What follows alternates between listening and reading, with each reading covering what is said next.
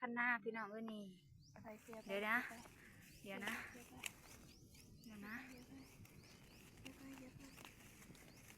มีอีกไหม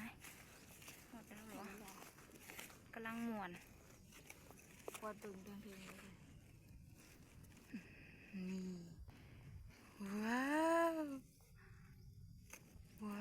วหือออกนู้หือออกอีกได้หนึ่งก็ขอเลยพาเอาแม่ดอกมันนี่ทำไมมันอยู่แบบนี้เอาถ้าพ่อก็จะง่ายเนาะ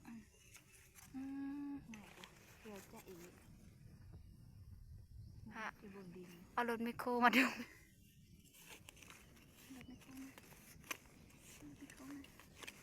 ไปนะเฮากับเขาไปอีกไหมฮะไปบ่จีพาไปชาวบ้านถาเบิ่งกับเจ้าหาออกมาเด้อพี่น้องน้องฟ้าจะหิดน้ำลูกสวยมากเลย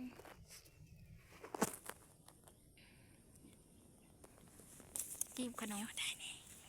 จิ้มขนมวันนี้ยังแถวนี่เขายังบริหารนี่เอาออกอันนี้นะต้นอันนี้นะยังออกไป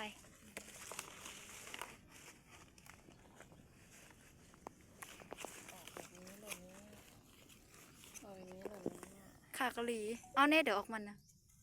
กระต่ายเขาอยู่ใส่แบบกระต่ายเขามาจิ้มเลยจิ้มเลยหนูเอาให้เลิกๆเลยเพราะมันเป็นดินทราย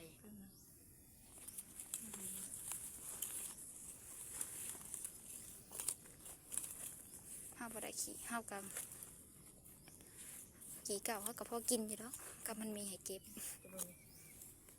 สมใจอยากมาอยู่นอสูมาสมใจอยากมาเก็บขี่เก่ากับเจ้าอยู่เอานี่ฮักเลยพี่น้องจะได้ดิ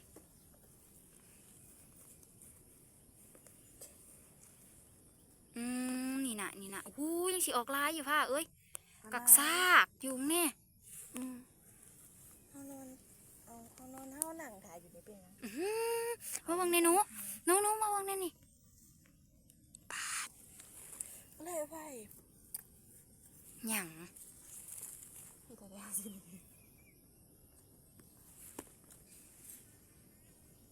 หนูเห็นอะไรทุเห็ดอะไรด้านอ้าว